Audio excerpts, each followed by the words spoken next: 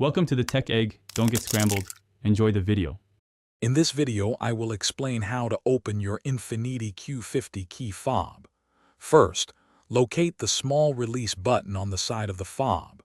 Press this button firmly and then pull out the emergency key blade. This action will reveal a small, narrow slot where the two halves of the fob meet. This slot is crucial for the next step in safely opening the casing. Now, with the emergency key removed, insert a small flathead screwdriver or a dedicated prying tool into the exposed slot. Gently twist the tool to create a slight separation between the two halves of the fob.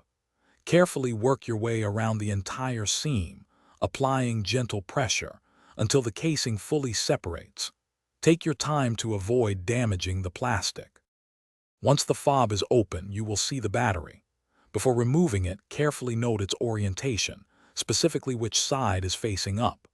The Infiniti Q50 key fob typically uses a CR2032 coin cell battery. Gently pry out the old battery.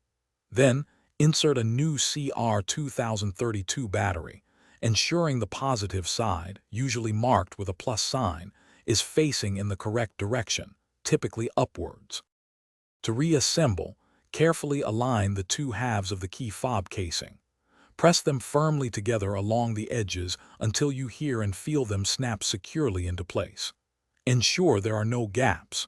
Finally, slide the emergency key blade back into its slot until it clicks.